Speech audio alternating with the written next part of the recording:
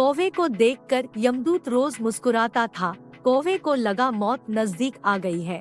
उसका मित्र गरुड़ उसे हजारों योजन दूर ले गया, लेकिन वहाँ खुला यमदूत की मुस्कुराहट का रहस्य। कहानी महाभारत और भागवत गीता की है। कई लोक कथाओं में भी इस कहानी का जिक्र मिलता है। एक कौवे की गरुड़ से दोस्ती हो गई। दोनों काफी समय साथ गुजारते थे।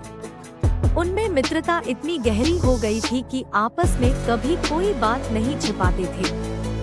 एक दिन दोनों एक नदी के किनारे पेड़ पर बैठे बात कर रहे थे, तभी एक यमदूत उधर से गुजरा। वो कौवे को देखकर मुस्कुराया। गरुड़ और कौवे ने उस यमदूत को अनदेखा किया और अपनी बातों में लग गए। लेकिन अगले दिन फिर वही हुआ। दोनों बातें कर रहे थे, तभी वो ही यमदूत फिर उधर से गुजरा। वो फिर कौवे को देखकर मुस्कुराया। इस बार कौवे को कुछ शंका हुई। उसने गरुड़ से कहा कि ये यमदूत मुझे देखकर कल भी मुस्कुराया था और आज भी वैसे ही मुस्कुराया। कुछ गड़बड़ है। हो सकता है मेरी मृत्यु आने वाली है। गरुड़ ने उसे समझाया कि ऐसा कुछ नहीं है, ये एक संयोग भी हो सकता है। तुम चिंता मत करो। 2-3 और ऐसे ही निकले।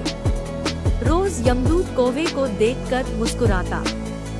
अब तो कौवे को यकीन हो गया कि निश्चित ही मेरी मौत नजदीक है। उसने गरुड़ से कहा, मित्र मैं मरना नहीं चाहता, लेकिन ये यमदूत जरूर 1-2 दिन में मेरे प्राण निकाल कर ले जाएगा। ये रोज ही मुझे देखकर मुस्कुराता है। गरुड़ को भी लगा कि हो सकता है कौवे का शक सही हो। उसने कौवे को धैर्य बंधाया।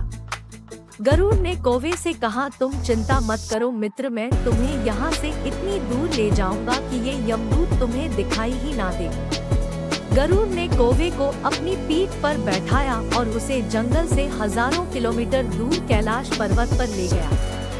दोनों को अब ये डर नहीं रहा कि यहाँ कोई उन्हें परेशान कर सकता है।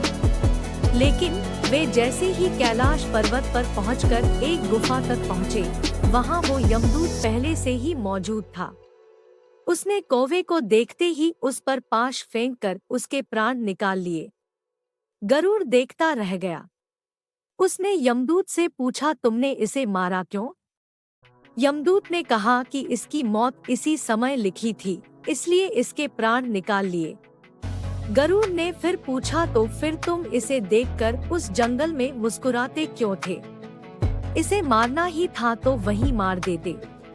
यमदूत ने जवाब दिया, इसकी मौत कैलाश पर्वत पर ही लिखी थी, लेकिन 4-5 दिन पहले इसे उस जंगल में देखकर मुझे ये आश्चर्य हो रहा था कि ये इतने कम समय में वहाँ पहुँचेगा कैसे, क्योंकि इसके पंख भी छोटे हैं और ये लंबी उड़ान भी नहीं भर सकता, तो हजारों योजन दूर कैलाश तक ये पहुँचेगा कैसा?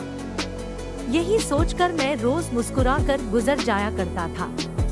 लेकिन भाग्य देखो, तुम इसके परम मित्र ही इसे यहाँ तक इतने कम समय में ले आए। कहानी की सीख मिलती है कि जीवन और मृत्यु भाग्य की ही बात है। इससे कहीं भी छिपा या बचा नहीं जा सकता। जब तक जिंदगी है तब तक कोई आपको मार नहीं सकता, लेकिन अगर मृत्यु निकट हो तो कोई कोशिश आपको बचा नहीं सकती।